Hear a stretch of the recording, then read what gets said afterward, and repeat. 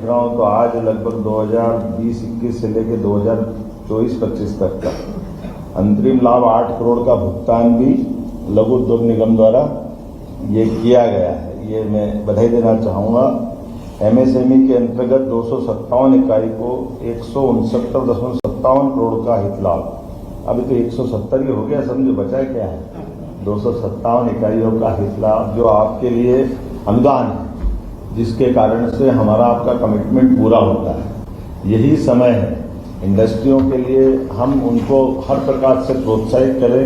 अन्यथा मैं राज्य में अपने भी घूमता हूँ और बाकी राज्यों में जाता हूँ तो कई सारे इंडस्ट्री के जब पहली बार ये हम देने लगे तो कहते हैं जब ये कागज पे देता था ये तो हमने कभी सुना ही नहीं कि हमको मिलेगा।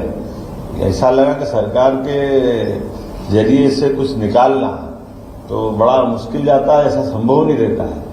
पूरे देश के कई सारे उद्योगपतियों ने बधाई दी कि बगैर कोई हमको कष्ट के सिंगल क्लिक से बड़ा बड़ा अमाउंट भी आए, छोटे से छोटा भी आए, हर एक का अपना जो हक है वो उसको लौटाना। तो जब 170 करोड़ बोला तो ताली वाली बजा करके आप भी उसमें, मैं भूल ही जाता हूं कि ये हाथ हमारे गिनने के काम आते हैं, ताली बजाने में थोड़ा अलग हिसाब लगता है।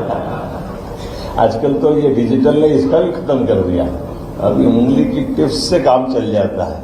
लेकिन कोई बात नहीं, हमारा प्रयास है परमात्मा करे आप सब कुबेर के आशीर्वाद से भंडार भरपूर रखे, अपनी सारी मनों की मुरादें पूरी करें।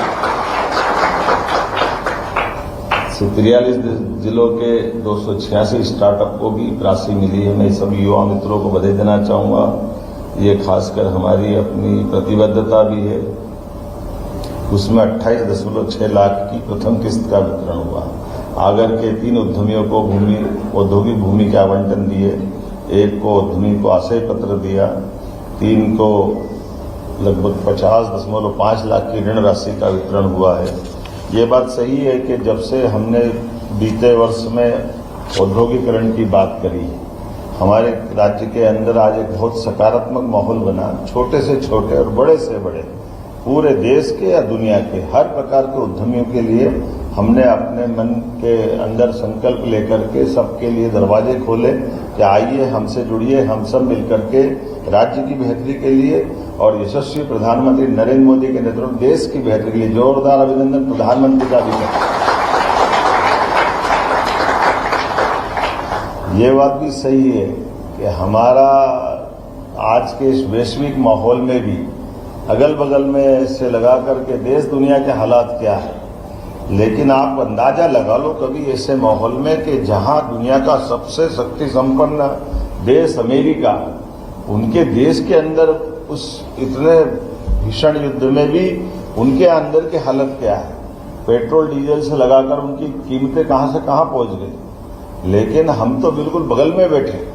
और ये बात भी सही कि सबसे ज्यादा खपत वाला डीजल पेट्रोल का सभी प्रकार से देश के अंदर ये गैस ईंधन का भी अगर खपत वाला देश है तो भारत उसमें तीसरे नंबर पे आता है।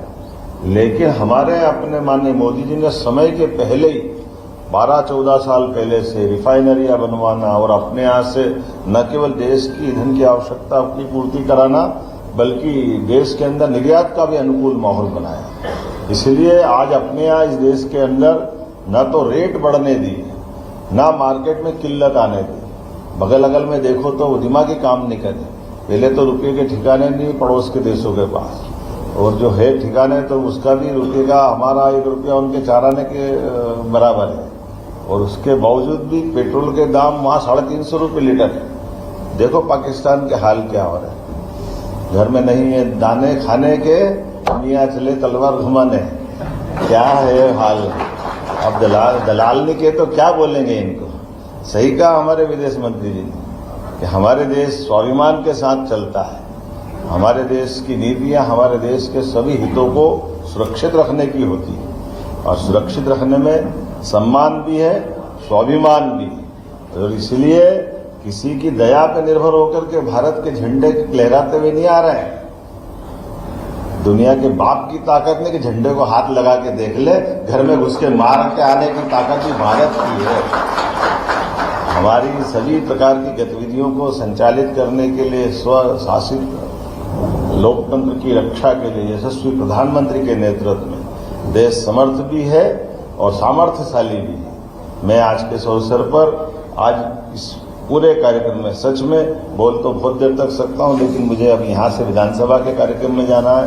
आज बहुत सारे कार्यक्रम, लेकिन हम सब मिलकर के इस 31 मार्च के बाद नए बजट सत्र में और ताकत से मिले। और मुझे लगता है बीते साल लगभग 5,500 करोड़ से ज्यादा कितने बांटे अपन ने 5200 करोड़ और 3-3,500 करोड़ पिछले साल क्या लगा वो अलग दे देंगे। वो मैंने एजेंसी और तो सब मिला के कितने हो गए? 8,000 करोड़। अगली बार 28,000 करोड़ बांटो, अगले साल ये संकल्प करो। अपनी गति इसी प्रकार चलती रहे, सभी क्षेत्रों में लगातार मध्य प्रदेश आगे बढ़े। और ये उन सारे नादानों को भी जवाब जो कहते हैं कि मध्य प्रदेश के अंदर आर्थिक रूप से पता नहीं क्या कहते हैं, कौन से इंडस्ट्री की बात करते हैं, जरा ले चल के दिखाएं कि हमारा जो हमने कहा है वो करके दिखा रहा है। प्रदेश के अंदर सबसे तेज गति से निवेश भी हो रहा है, व्यापार व्यवसाय के साथ की गई प्रतिबद्धताओं के लक्षण भी दिखाई दे रहे हैं। और हमारे आधार पर लगभग 8,500 करोड़ रुपया अगर हम अपने विभिन्न प्रकार के उद्यमियों को जो हमारे कमिटमेंट के आधार पर अनुदान देने की हिम्मत रखते हैं, इसका अर्थ ये है कि हम अपनी आर्थिक रूप से उन सारे तंत्र में, इसीलिए भारत के 3 सर्वाधिक सशक्त आर्थिक रूप से वित्तीय व्यवस्था करने वाले राज्यों में मध्य प्रदेश का स्थान है। मुझे इस बात की प्रसन्नता है जिसमें भारत सरकार के पैमाने पर सब प्रकार के प्रबंधन में तेज गति से विकास भी किया है और निवेश भी किया है और खर्च की